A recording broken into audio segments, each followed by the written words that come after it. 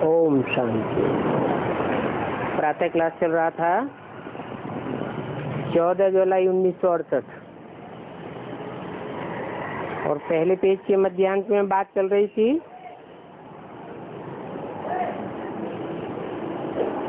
लोग जब विनाश सामने देखेंगे तो बहुत आवेंगे, समझेंगे अभी तो मौत आया कि आया, अभी तुम्हारी बात नहीं मानते हैं, फिर तुम जो कहेंगे वो मानेंगे। अभी तुम कहते रहते हो 8 वर्ष में विनाश आया कि आया। कौन से सन की वाणी है? 68 की। तो 68 और 8 76 आता है। तो 76 में विनाश तो नहीं हुआ, तो तुम झूठ कहते रहते हो ना, है? झूठ कहते रहते हो तो झूठों की बात कौन मानेगा? झूठ कहते हो या सच कहते? उस समय क्या कहेंगे? झूठ इसलिए नहीं कहेंगे कि कोई भी काम की शुरुआत होती है तो सूक्ष्म से होती है, बाद में स्थूल काम संपन्न होता है। मकान बनाना है तो बुद्धि में नक्शा आवेगा, संकल्पों में आवेगा, बाद में कागज में आवेगा, फिर आखिरी में स्थूल मकान बनके तैयार होगा। तो ऐसे ही 8 वर्ष में विनाश की बात बाहर की दुनिया की बात नहीं थी, ये तो ब्राह्मणों की दुनिया में जो ब्रह्मा द्वारा ब्राह्मणों की सृष्टि रची गई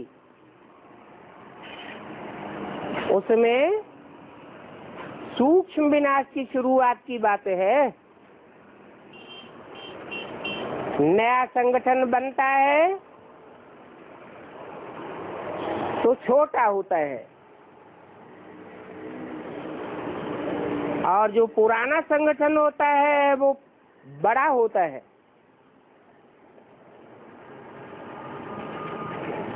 पुरानेपन का विस्तार होता है और नई चीज सार रूप में होती है। तो 76 के लिए बोला कि 76 में जो मनुष्य सृष्टि का बीज है वो बीज की स्थापना हो जाएगी, अर्थात वो मनुष्य सृष्टि का पहला बीज स्त्रीयम हो जाएगा। स्थापना का मतलब ही है बीज डाल दिया गया। बीज इतना पावरफुल है कि निश्चय बुद्धि विजय से अंत तक साबित होना है।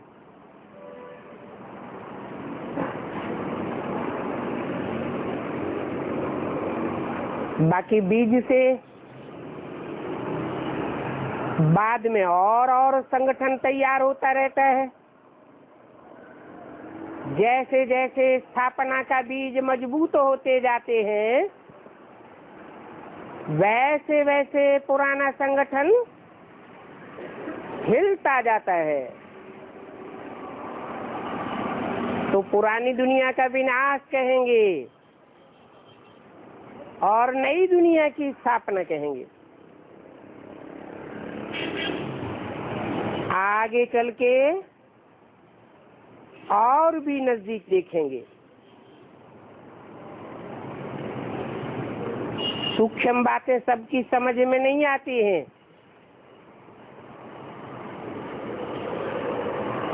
बड़े रूप में देखेंगे तो मानेंगे। मौत तो आना ही है।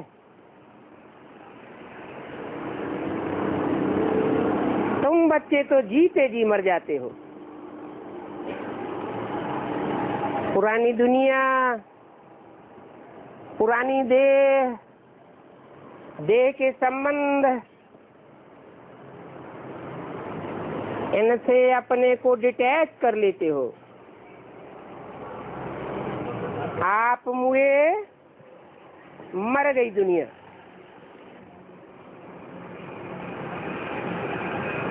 ऐसी स्टेज तुम बच्चों की बनती है नंबरवार पुरुषार्थ अनुसार।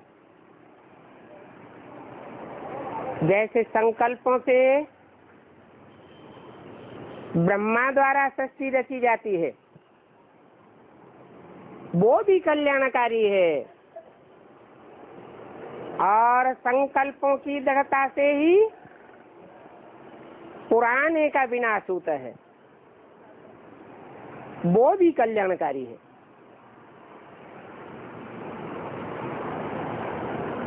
तुम तो बहुत समय से कहते आते हो,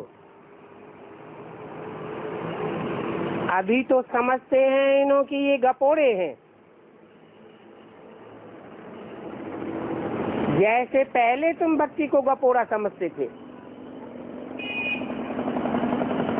वैसे भी तुम्हारे ज्ञान को गपोड़ा समझते हैं। तुम्हारा झाड़ तो धीरे धीरे बढ़ता जाता है।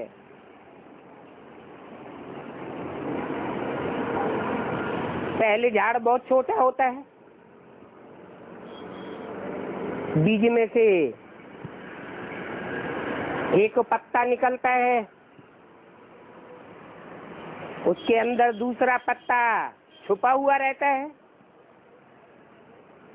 फिर दोनों पत्ते प्रत्यक्ष होते हैं, उसके अंदर और पत्ते अप्रत्यक्ष रहते हैं। ऐसे करते करते अभी देखो तुम्हारा झाड़ कितना बड़ा हो गया। ये ड्रामा जू मिसल चलता है।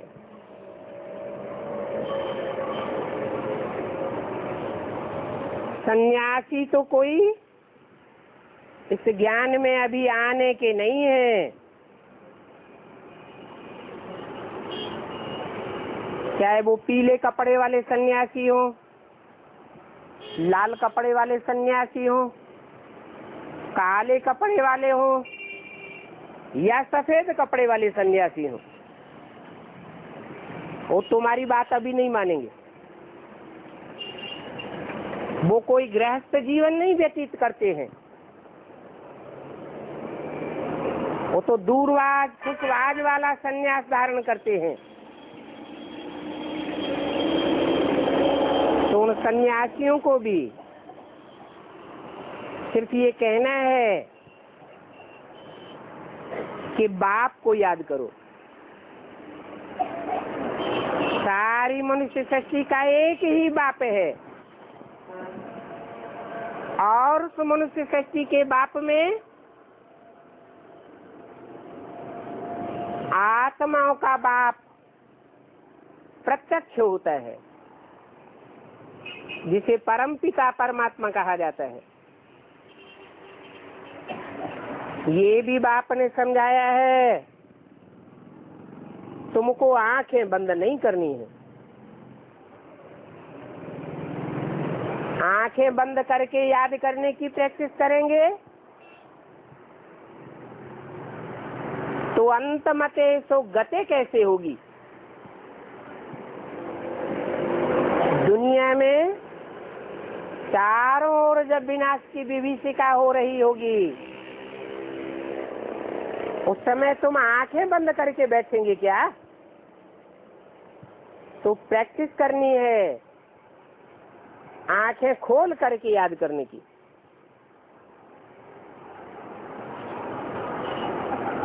किसी से बात करते हैं तो पेट से बात नहीं करनी है, पैर देख करके बात नहीं की जाती है। इतना कमजोर भी नहीं बनना है कि कोई से आंख मिलाकर बात न कर सको। आंखें बंद होंगी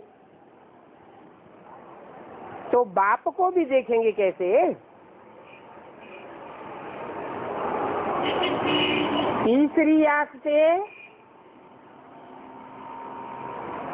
तीसरे नेत्र अर्थात शिव नेत्र को देखा जाता है,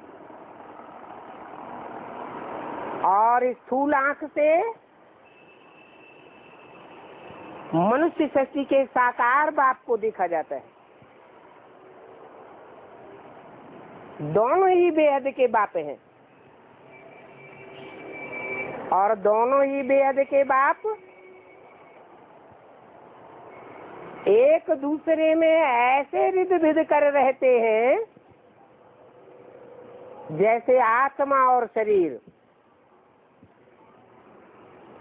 अभी तुमने पक्का किया है कि हम आत्मा हैं, और ये भी जानते हो कि अभी हम परम पिता परमात्मा के सामने बैठे हैं। उसके सामने परमात्मा परम पिता नहीं कहा, क्या कहा? परम पिता परमात्मा। परम पिता पहले और परमात्मा बाद में। परम पिता माना जो सब का पिता है, सिर्फ सारी मनुष्य सृष्टि का ही पिता नहीं है। मनुष्य सृष्टि का भी जो पिता है, आदि पिता, जिसे मुसलमानों में आदम, क्रिश्चियंस में एडम कहा जाता है, हिंदुओं में आदिदेव कहा जाता है, उस आदि पिता का भी पिता है,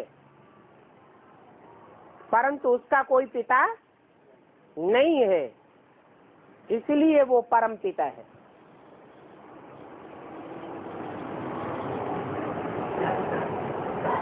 वो नाम पहले लिया जाता है, परम पिता परमात्मा। परमात्मा बाद में क्यों? क्योंकि आत्माओं के बीच में जो भी पार्टधारी है, उन पार्टधारी आत्माओं के बीच परम पार्ट बजाने वाला, हीरो पार्ट बजाने वाला परमात्मा साबित होता है। उस हीरो पार्टधारी में परम पिता शिव प्रवेश करते हैं। उनको तुम सामने बैठकर देखते हो। दोनों बेहद के बाप हैं। एक बेहद के बाप को तुम तीसरे नेत्र से देखते हो। कौन सा है? ज्ञान नेत्र से कौन से बाप को देखते हो? शिव बाप को देखते हो, परम पिता को। और इन आंखों से कौन से बाप को देखते हो? परम आत्मा, परम पार्टधारी, हीरो पार्टधारी को देखते हो। देखने में निराकार आत्मा नहीं आती है। देखने में कौन आता है? साकार देखने में आता है। ये ज्ञान तुम्हारी बुद्धि में है। बाकी ट्रांस को कोई ज्ञान नहीं कहा जाता है। क्या कहा जाता है? ट्रांस या साक्षात्कार, इसको भक्ति कहा जाता है। तुम बच्चे बैठते हो, समझते हो परम पिता परमात्मा हमको पढ़ा रहे हैं। हमको माने औरों को नहीं पढ़ा रहे हैं। हमको पढ़ा रहे हैं, औरों को नहीं पढ़ा रहे हैं, इसका पक्का प्रूफ क्या हुआ है? पक्का प्रूफ है कि हम सन्मुख बैठे हैं और सन्मुख नहीं बैठे हैं। इस शरीर के आधार पर हमारी आत्मा पढ़ रही है, इसमें ध्यान आदि की कोई बात नहीं, और ध्यान में जाना कोई बड़ी बात नहीं है। ये तो भक्ति मार्ग में भी ध्यान दीदार होता आया है। तुलसीदास को, रैदास को, मीरा को ध्यान होते ही रहे, साक्षात्कार होते ही रहे, परंतु वो साक्षात्कार करने से कोई स्वर्ग में थोड़े ही चले जाते हैं। तुम तो प्रैक्टिकल में स्वर्ग में जाते हो। बाकी ये भोग आदि है, इसकी भी ड्रामा में नूंद है तो भक्ति मार्ग की बातें, परंतु ये भक्ति भी ड्रामा में नूदी हुई है।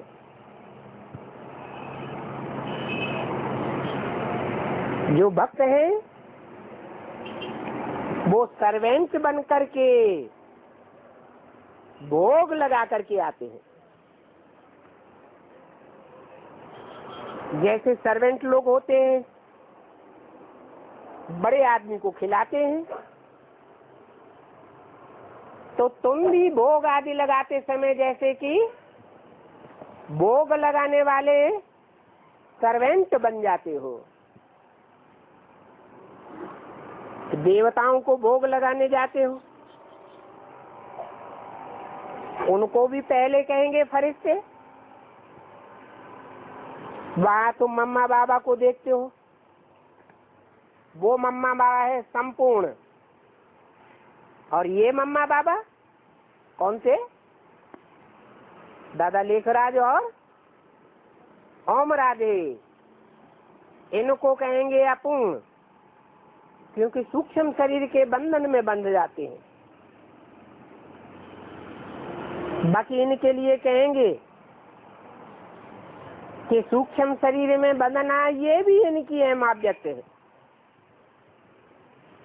इनको ऐसा फरिश्ता संपूर्ण मम्मा बाबा जैसा बनना है। 14 जुलाई 68 की वाणी का दूसरा पेज। बाकी ध्यान में जाना कोई बड़ी बात नहीं है। जैसे यहाँ शिव बाबा तुमको पढ़ाते हैं, वैसे वहां भी शिव बाबा उन द्वारा कुछ समझा देंगे।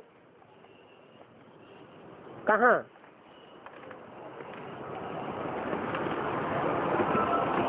कहाँ की बात कहाँ से टैली की? यहाँ माने कहाँ और वहाँ माने कहाँ?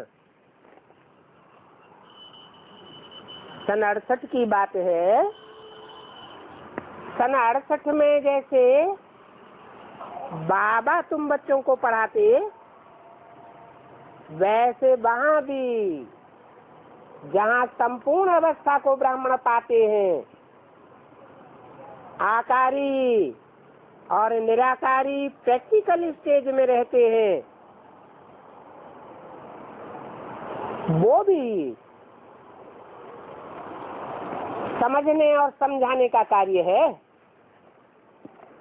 शिव बाबा टीचर बन करके समझाते हैं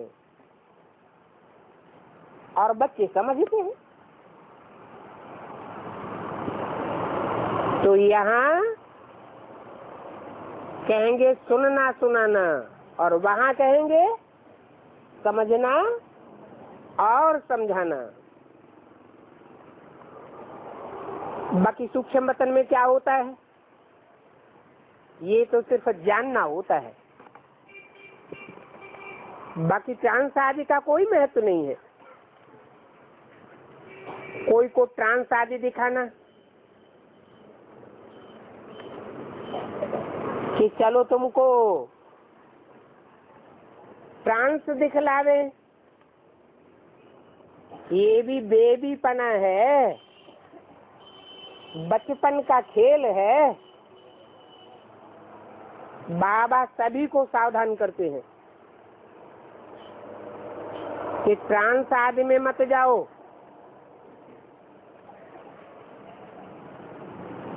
यहाँ ट्रांस की बात नहीं है, ये तो पढ़ाई है,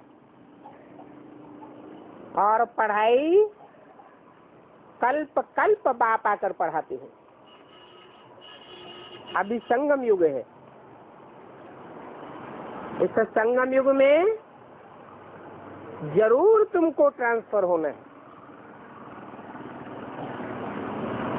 बेसिक नॉलेज से एडवांस नॉलेज में ट्रांसफर होना है। जैसे छोटे बच्चे होते हैं, स्कूल से कॉलेज में ट्रांसफर होते हैं, स्थान बदल जाता है, टीचर बदल जाता है, पढ़ाई बदल जाती है। फिर तुम पढ़ाई पूरी करेंगे तो फरिश्ता बन जाएंगे। फरिश्ता सो देवता। तो तुमको ट्रांसफर जरूर होना है। ड्रामा के प्लान अनुसार तुम पार्ट बजाए रहे हो।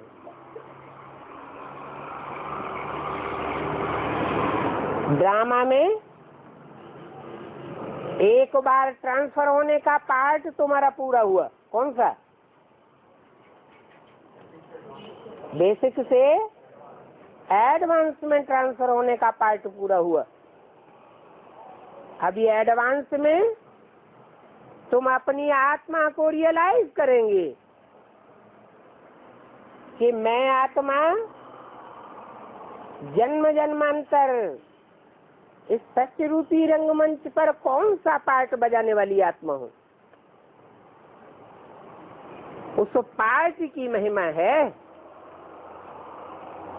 शास्त्रों में भी उस पार्ट की महिमा है।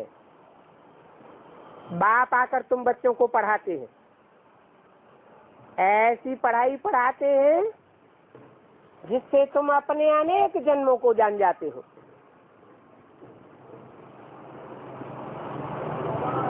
जैसे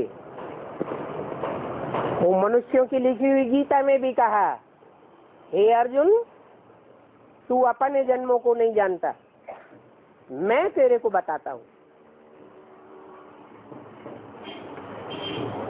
ड्रामा अनुसार तुमको बाप से एक बार पढ़ करके देवता जरूर बनना है।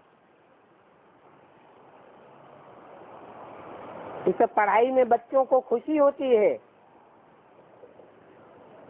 हम बाप को भी और रचना के आदि मध्यंत को भी जान गए।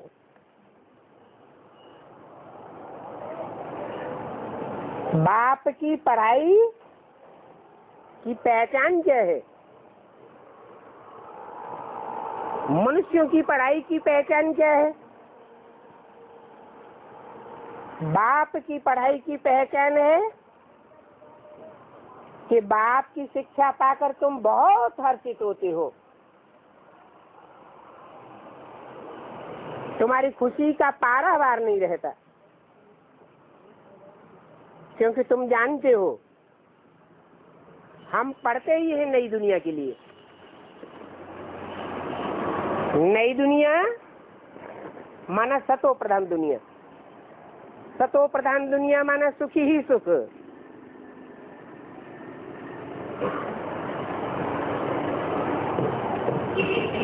बाप की शिक्षा पाकर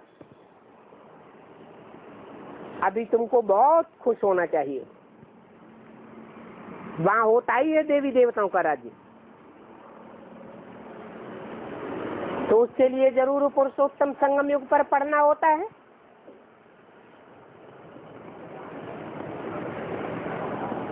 पुरुषों को उत्तम बनाने की ये पढ़ाई है। तुम इस दुख की दुनिया से छूट करके सुख की दुनिया में जाते हो। यहाँ तुम तमो प्रधान हो। तमो प्रधान की पहचान क्या है? तमो प्रधान हो तो बीमार रहते हो, रोगी हो जाते हो, दुखी होते हो। अभी तुम्हारे ये सभी रोग मिट जाएंगे। तो यहाँ मुख्य है पढ़ाई। इस पढ़ाई में ट्रांस आदि का कोई कनेक्शन नहीं है और ये बड़ी बात भी नहीं है। बहुत जगह ऐसे ध्यान में चले जाते हैं, फिर कहते हैं मम्मा आती है, बाबा आता है। वास्तव में ये कुछ भी है नहीं, क्योंकि बाप तो एक ही बात समझाते हैं। कहते हैं अपन को आत्मा समझ मुझे याद करो।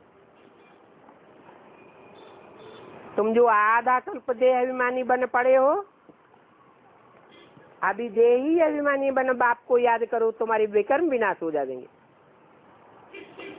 इसको याद की यात्रा कहा जाता है। योग योग कहने से याद की यात्रा साबित नहीं होती है। तुम आत्माओं को तो याद करते करते यहाँ से वापस जाना है। कहाँ वापस जाना है? जैसी याद करेंगे वैसी स्टेज में वापस जा देंगे। तुमको सिखाया जाता है आत्मा को याद करो, आत्मा के बाप परमपिता परमात्मा को याद करो। आत्मा निराकार, बाप भी निराकार, तो तुम जरूर निराकारी धाम में जाते हो। निराकारी फिर निर्विकारी जरूर बनेंगे, और निर्विकारी देवताओं को कहा जाता है। तो तुम बच्चों को बहुत सतो प्रधान बन करके जाना है। क्या बहुत क्यों लगाई दिया? सिर्फ सतो प्रधान बनकर नहीं, सिर्फ सतो प्रधान तो सतयुग में सेकंड नारायण से लेकर के 8वां नारायण तक सतो प्रधान ही होते हैं, और उनकी प्रजा भी सतो प्रधान होती है, लेकिन बहुत सतो प्रधान नहीं होती है। और तुम तो बहुत सतो प्रधान बनते हो। तो तमो प्रधान से पक्का सतो प्रधान बनना है। अभी तुम ट्रायल करते हो। उन्हों का जो योग है सन्यासियों का, उसमें ट्रायल की बात नहीं है। तुम जानते हो कि हठ योगी तो बहुत हैं, वो है ही हठ योग, और उनका है हठ योग। यहाँ तो है बाप को याद करना। बाप कहते हैं ये मीठे मीठे बच्चों, अपन को आत्मा समझो। ऐसे और कोई भी कभी कह नहीं सकता, और गुरु कोई क्यों नहीं कह सकता अपने चेलों से कि अपन को आत्मा समझो।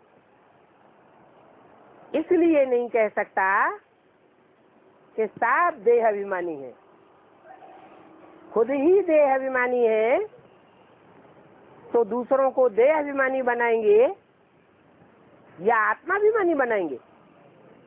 जो जैसा होता है वैसा ही दूसरों को बनाता है। तो अभी तुम जानते हो कि ट्रांस आदि की बात जो दुनिया में है वो यहाँ नहीं है।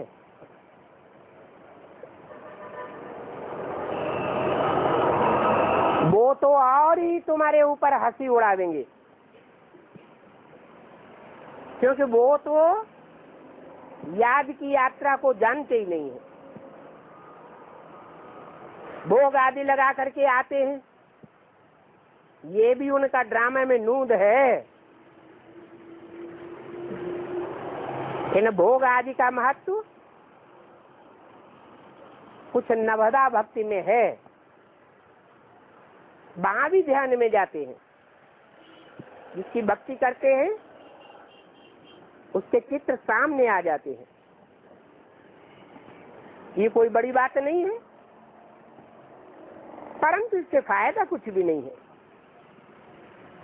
ये तो पढ़ाई है, बाप का बच्चा बना, फिर बाप से पढ़ना और दूसरों को पढ़ाना।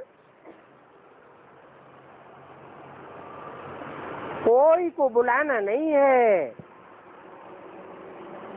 बाप तो कहते हैं तुम बड़ी दुकान खोलो, म्यूजियम खोलो,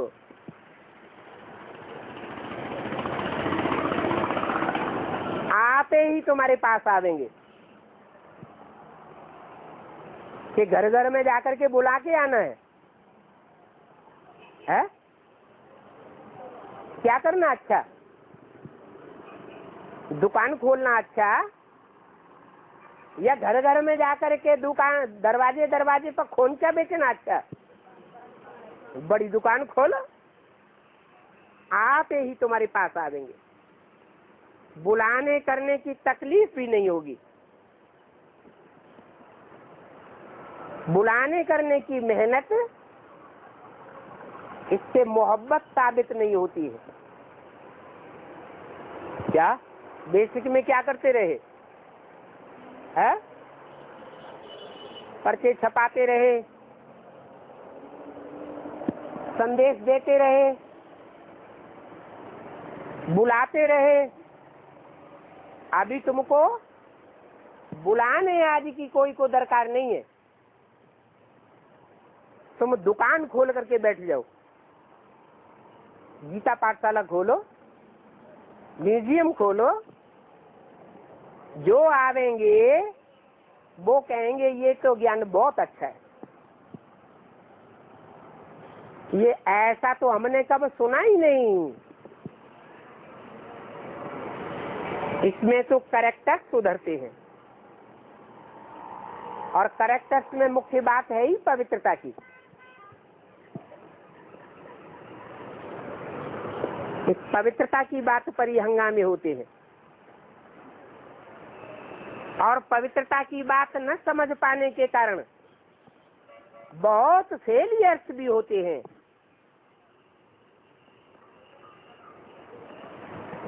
तुम्हारी अवस्था ऐसी हो जानी है कि इस दुनिया में होते हुए भी इस दुनिया को, इस दुनिया वालों को, दुनिया के पदार्थों को जैसे कि तुम देखते ही नहीं हो। तुम्हारी बुद्धि का अटैचमेंट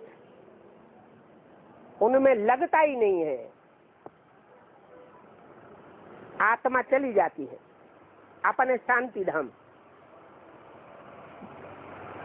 तो घर गृहस्थ में रहते हुए, खाते पीते, तुम्हारी बुद्धि उस तरफ होनी चाहिए, इस तरफ। जैसे मरते हैं तो क्या करते हैं? पहले जब शमशान घाट की तरफ ले जाते हैं तो पांव होते हैं शमशान घाट की तरफ, और बुद्धि होती है गांव की तरफ, सिर होता है गांव की तरफ। और जैसे ही गांव से बाहर निकले तो क्या करते हैं? पलट देते हैं, पलटवार हो जाती है। बुद्धि रूपी सर हो जाता है शमशान घाट की तरफ, और पांव हो जाते हैं गांव की ओर। तो तुम इस दुनिया को देखते हुए भी न देखो, तुमको तो जीते जी मरना है। समझो, जैसे बाप नया मकान बनाते हैं तो सभी बच्चों की बुद्धि उस नए मकान की तरफ चली जाती है। अभी तुम भी जानते हो कि हमारे लिए तो नई दुनिया स्वर्ग बन रहा है। नई दुनिया का फाउंडेशन स्वर्गीय संगठन तैयार हो रहा है।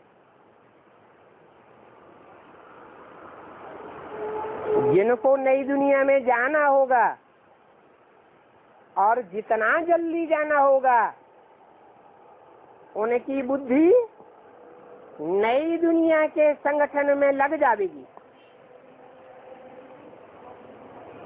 बुद्धि कहती है कि अभी प्रैक्टिकल में बेहद का बात बेहद का घर बनाए रहे।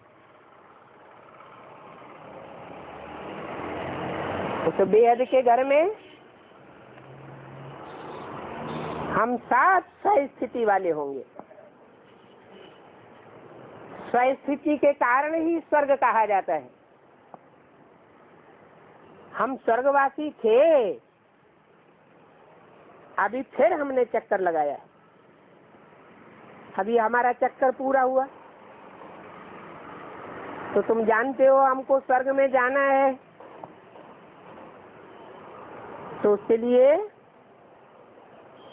पावन भी जरूर बनना है। पतित नहीं बनना है। क्या क्या करना है? पावन जरूर बनना है। पतित माना तन से भी पतन हो जावे, तन की शक्ति क्षीण हो जावे,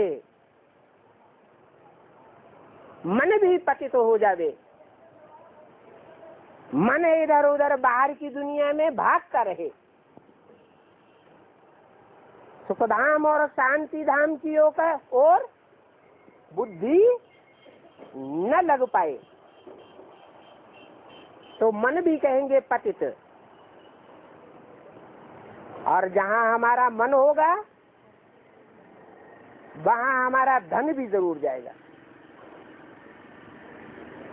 तो सारे जीवन की कमाई हुई धन की संपत्ति भी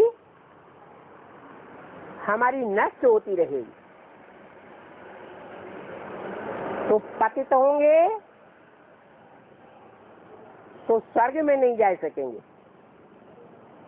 पावन बनेंगे तो स्वर्ग में जाएंगे। याद की यात्रा से ही पावन बनना है।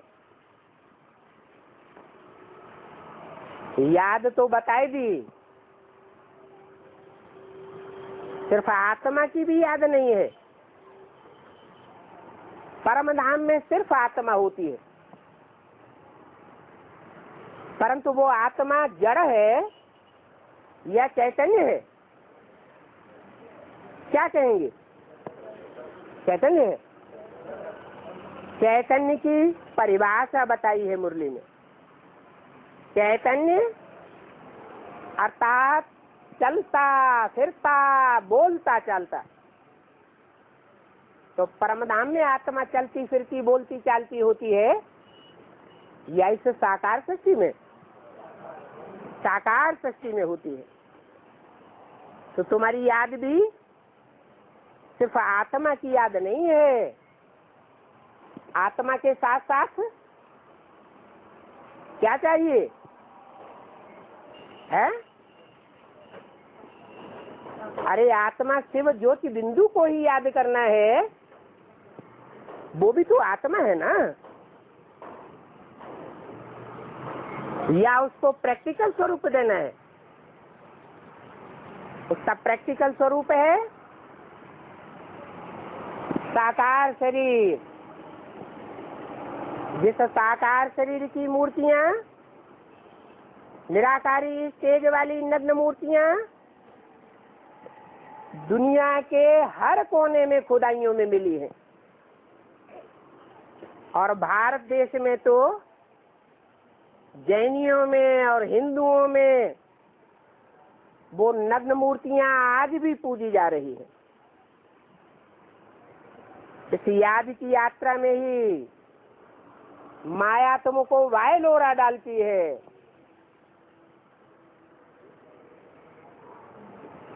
निराकार ज्योति बिंदु शिव और उसका जो साकार स्वरूप विग्रह है, उसे गृहस्थी स्वरूप की याद में तुमको टिकने नहीं देती,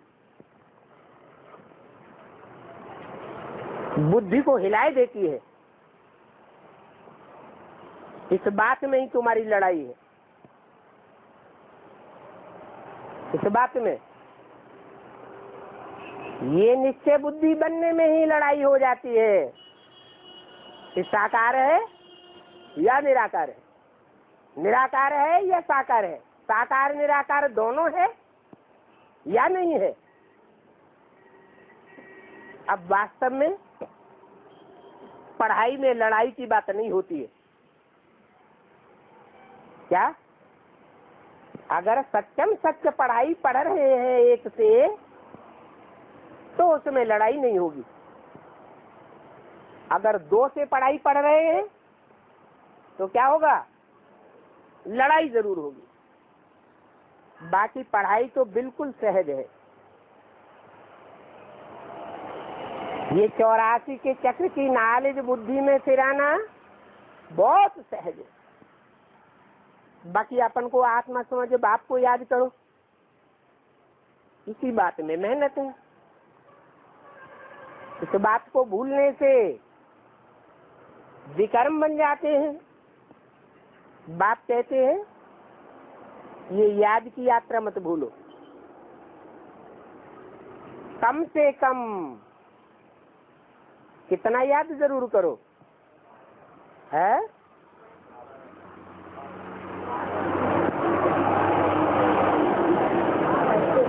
कम से कम 8 घंटा जरूर याद करो। परीक्षा होती है, 100 मार्क्स होते हैं। कम से कम पास आने के लिए, फेल न होने के लिए कितना परसेंटेज चाहिए? 33% जरूर चाहिए। तो यहाँ भी 24 घंटे हैं। अगर पास होना है,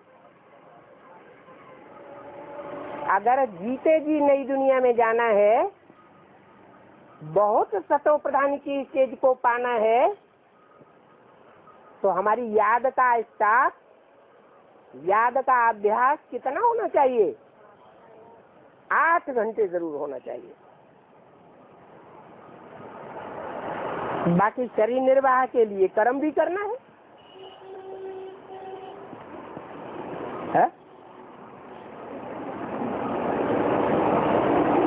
शरीर निर्वाह के लिए क्या करना है? कर्म भी करना है।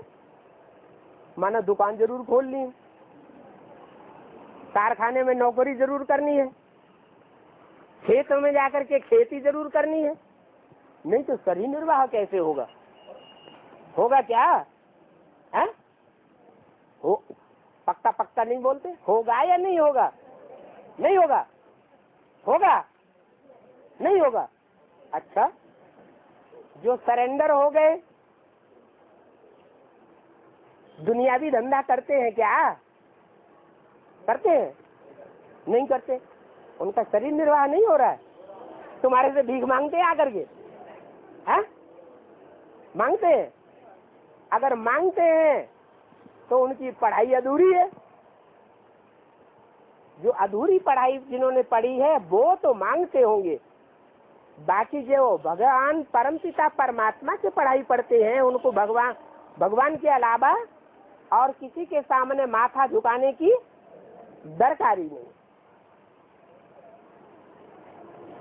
तो कौन से शरीर निर्वाह की बात है? बाप तो कहते हैं मेरी सर्विस में रहने वाले बच्चे भूख नहीं मर सकते। तो वो शरीर निर्वाह नहीं होता है क्या? हाँ, इतना जरूर है क्या कि जो लौकिक धंधाधोरी कर रहे हैं वो 8 घंटे लौकिक धंधाधोरी करें तो काफी है। शरीर निर्वाह के लिए 8 घंटा ही काफी है और 8 घंटे ईश्वरीय कार्य में लगा दे। बाकी जो अपन को सरेंडर समझते हैं, ईश्वर के लिए समर्पित समझते हैं, वो कितने घंटे काम करें ईश्वरीय सेवा के लिए? है 16 घंटे काम करें तो दोनों का बराबर हो जाएगा। तो बोला शरीर निर्वाह के लिए कर्म भी करना है, नींद भी जरूर करनी है। क्या? तो कोई कहे कि हम तो 24 घंटे लगावेंगे। नहीं, तमो प्रधान दुनिया है तो उसके 5 तत्व भी कैसे हैं? है तमो प्रधान तत्व है, तमो प्रधान शरीर है। तमो प्रधान शरीर के 5 तत्वों को आराम की भी जरूरत है।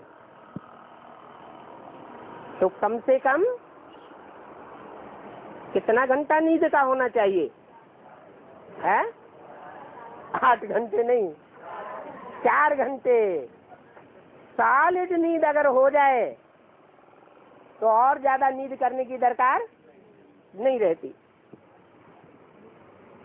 तुम्हारा सहज मार्ग है,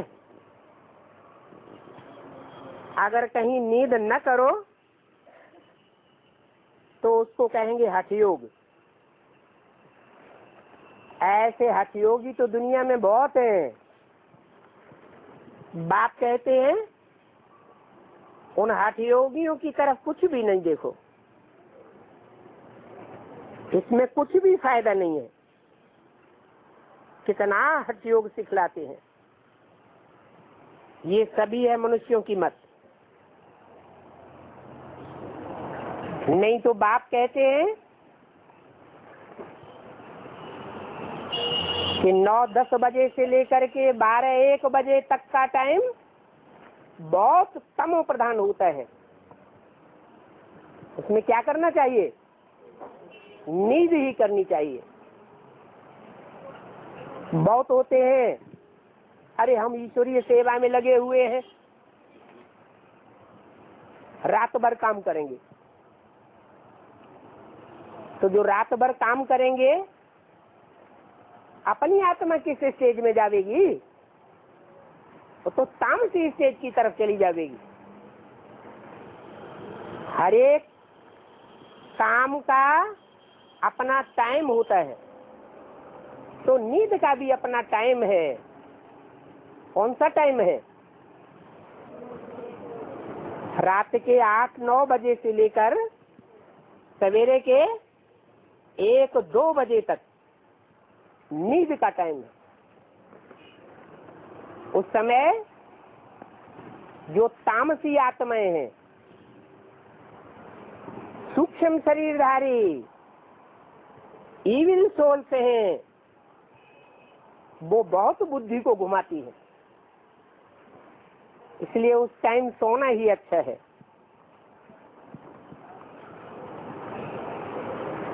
तो बाप कहते हैं ये हठयोग है, इस तरफ देखना भी नहीं है। तुम आत्माएं तो परमपिता परमात्मा की मत पर हो, कोई मनुष्यों की मत पर नहीं हो। आत्मा ही शरीर लेकर के पाठ बजाती है। डॉक्टर बनते हैं, फलाना बनते हैं, परंतु मनुष्य देह अभिमानी बन पड़े कि मैं फलाना हूं। परंतु तुम्हारी बुद्धि में तो अब है कि मैं आत्मा हूं। हम आत्मा का बाप भी आत्मा है। इस समय तुम बच्चों को कोई आत्मा नहीं पढ़ाती है। कौन पढ़ाता है? पढ़ाने वाली आत्मा नहीं है, फिर कौन है? तुमको पढ़ाने वाला परम पिता परमात्मा है।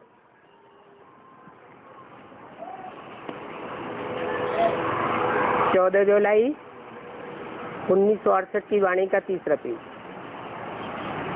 इसलिए गायन भी है, अभी का ही गायन है कि आत्मा परमात्मा अलग रहे बहुकाल।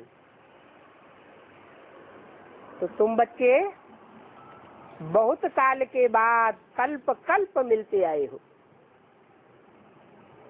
बाकी जो भी सारी दुनिया है वो तो सभी देह अभिमान में आकर के पढ़ते हैं, देह समझ करके ही पढ़ाते हैं और देह समझ करके ही पढ़ते हैं। बाप कहते हैं मैं देह अभिमानियों को नहीं पढ़ाता हूं, अर्थात जो अपने ही चलाते हैं मैं उनको नहीं पढ़ाता हूं। मन मत चलाते हैं, मनुष्य मत चलाते हैं, मैं उनको नहीं पढ़ाता हूं। किसको पढ़ाता हूं? मैं आत्माओं को पढ़ाता हूं। ये जज बनना, बैरिस्टर आदि बनना, ये भी आत्मा बनती है, परंतु तुमको पढ़ाने वाला तो परम पिता परमात्मा है। बाप कहते हैं तुम आत्मा सतो प्रधान पवित्र थे, फिर तुम पार्ट बजाते बजाते अभी पतित बन गए हो। है? पार्ट बजाने से पतित बने? सतयुग में कहेंगे कि पार्ट बजाते बजाते पतित बने? है? सतयुग त्रेता में पार्ट बजाया या नहीं बजाया तो पतित बने? हैं? नहीं बने। कलाएं कैसे कम हो गई? आत्मा शरीर में आती है, रंगमंच पर पार्ट बजाती है तो सुख तो जरूर भोगती है, और सुख भोगने से आत्मा की शक्ति क्षीण जरूर होती है। हाँ, श्रेष्ठ सुख भोगते हैं, श्रेष्ठ कर्मेंद्रियों से सुख भोगते हैं तो क्षीणता कम होती है, और भ्रष्ट कर्मेंद्रियों से सुख भोगते हैं, भ्रष्टाचारी बनते हैं तो क्षीणता तेजी से होती है और वो पतन देखने में भी आ जाता है। तो अभी तुम सब पतित बन गए हो, फिर अभी चिल्लाते हो। जब पतन देखने में आता है तो क्या करते हो? है? चिल्लाते हो। क्या चिल्लाते हो? बाबा आ करके हमको पावन बनाओ। हम अपने पतितपने को रोक नहीं पा रहे हैं। हमारी तन की शक्ति, मन की शक्ति, धन की शक्ति, समय की शक्ति, ये सारी एनर्जीज हमारी बेस्ट जा रही है। अभी तुम जानते हो कि बाप तो सदैव है ही पावन,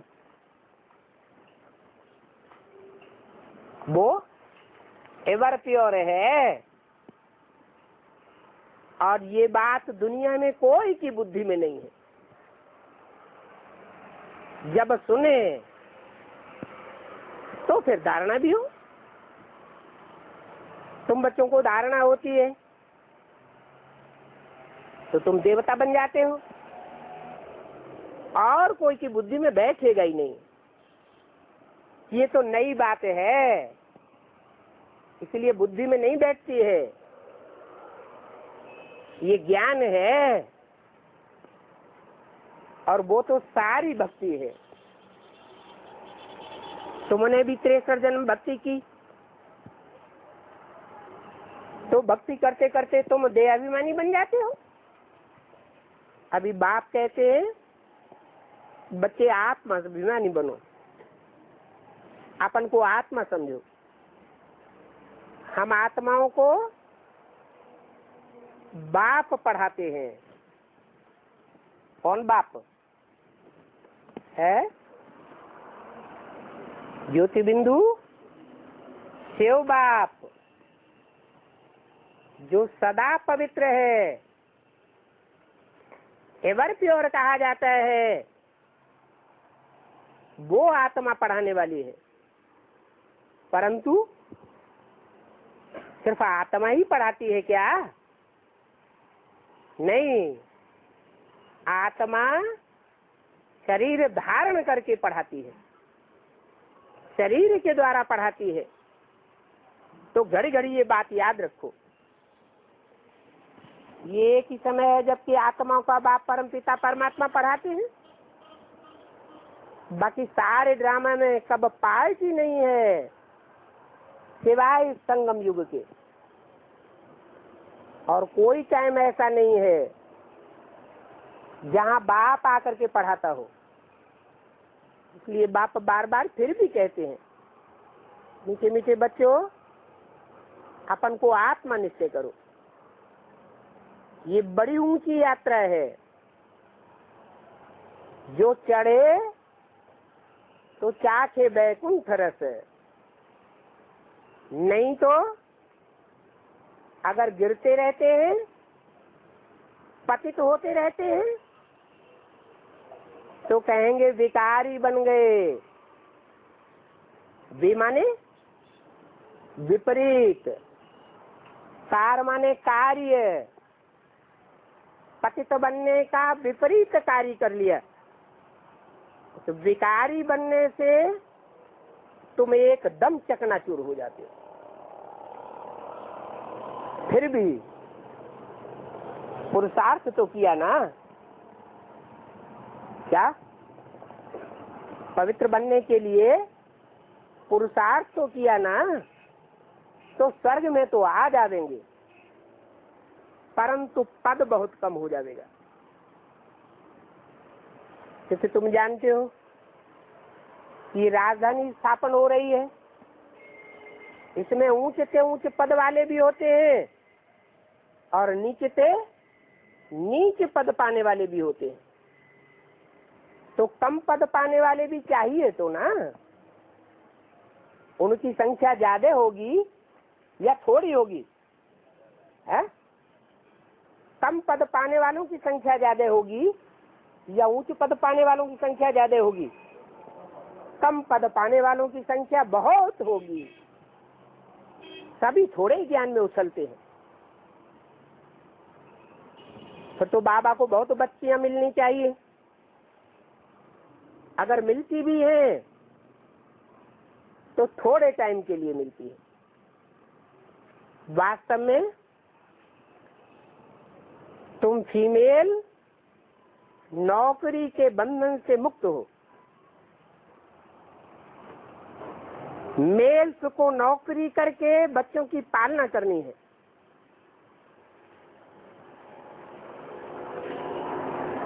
ये तो दुनिया में अभी तमो प्रधान टाइम पर ये रिवाज हुआ है, जो फीमेल्स भी नौकरी करती हैं। तुम बच्चों को तो फुर्सत है, 8 घंटा नौकरी पुरुषों को करनी है। तुम बच्चियां तो फ्री हो, इसलिए वंदे मातरम गाया हुआ है। जगदम्बा का कितना बड़ा मेला लगता है, क्योंकि बहुत सर्विस की है। जो बहुत सर्विस करते हैं वो बड़ा राजा बनते हैं। दिलवाड़ा मंदिर में तुम्हारा ही क्या यादगार है, तो तुम बच्चों को बहुत टाइम निकालना है, तुमको क्या करना है? रोटी पकाई और पुरुषार्थ किया, बाकी तो और कुछ नहीं। वो भी शुद्ध भोजन याद में बैठ करके बनाना चाहिए। जो किसको खिलावे तो खाते ही उनका हृदय शुद्ध हो जाए। परंतु ऐसी बच्चियां बहुत थोड़ी हैं। ऐसे खाने वाले भी बहुत थोड़े हैं जिनको ऐसा शुद्ध भोजन मिलता हो। अपन से पूछो कि हम शिव बाबा की याद में रह करके भोजन बनाते हैं, जो खाने से ही उनका हृदय पिघल जाए। नहीं तो देखो घड़ी घड़ी याद भूल जाते हैं। बाबा कहते हैं भूलेंगे क्योंकि तुम अभी 16 कला तो बने नहीं हो। हाँ, संपूर्ण बनना जरूर है। जब पूर्णमासी का दिन होता है तो चंद्रमा कितना तेज हो जाता है। कब होगी पूर्णमासी?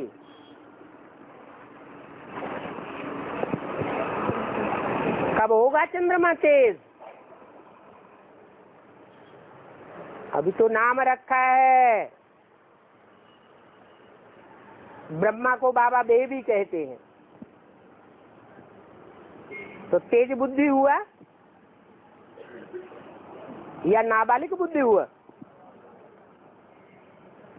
पूर्णमासी के दिन चंद्रमा बहुत तेज हो जाता है, फिर कम होते होते जाकर के अंत में लीक रह जाती है। अभी देखो घोर अंधेरा हो गया। फिर तुम जानते हो कि घोर सोजरा भी होना है। अभी ये विकार आदि छोड़ करके बाप को याद करो तो तुम्हारी आत्मा संपूर्ण बन जाएगी। तुम जानते हो कि अभी तुम्हारी राजधानी स्थापन हो रही है। तुम चाहते हो संपूर्ण महाराजा बने, परंतु सभी तो नहीं बन सकते। पुरुषार्थ भी सबको करना है। बाकी ये तो जानते हैं सभी राजाएं, सभी लक्ष्मी नारायण तो नहीं बनेंगे। कोई कोई तो ऐसे बच्चे हैं जो कुछ भी पुरुषार्थ नहीं करते। इसलिए महारथी, घोड़े सवार, प्यारे प्यादे आदि कहे जाते हैं। महारथी तो बहुत थोड़े होते हैं और प्रजा अथवा लश्कर कितना ढेर का ढेर होता है। फिर जितनी प्रजा होती है उतने कमांडर या मेजर थोड़े ही होंगे, कैप्टन भी होते हैं, क्या भी। तो तुम बच्चों की रूहानी सेना है। सारा मदार याद की यात्रा पर। इस याद की यात्रा से तुमको बल मिलेगा, परंतु तुम गुप्त वॉरियर्स हो। बाप को याद करने से विकर्मों का जो किचरा है वो सारा भस्म हो जाता है। बाप कहते हैं धंधा धोरी भल करो, बाप को याद करो। तुम जन्म जन्मांतर के आशुक हो एक मासूक के, वो मासूक तुमको अभी मिला है तो उनको याद करना चाहिए। आगे भी तो याद करते थे ना, परंतु उस समय तुम्हारे विकर्म विनाश नहीं होते थे। क्यों नहीं होते थे? 63 जन्म भगवान बाप को याद करते थे, परंतु विकर्म विनाश क्यों नहीं होते थे? क्या कारण था? परंतु उस समय जानते ही नहीं थे। अभी तो तुम जान गए हो। बाबा को जान करके, पहचान करके याद करने से तुम्हारे विकर्म विनाश होंगे। बाबा ने बताया है तुमको यहाँ तमो प्रधान से सतो प्रधान बनना है। आत्मा ही मेहनत कर रही है।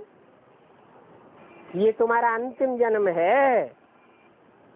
जिसमें तुमको जन्म जन्मांतर का मैल उतारना है, और ये मृत्यु लोक का अंतिम जन्म है। फिर तुमको जाना है अमरलोक। आत्मा पावन बनने बगैर अमरलोक नहीं जा सकती। हिसाब किताब चुक्त होता है।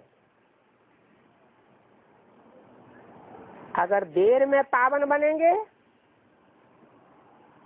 तो सजा भी खानी पड़ेगी, पद कम हो जाएगा। सजा न खाने वाले सिर्फ 8 माला के दाने कहे जाते हैं।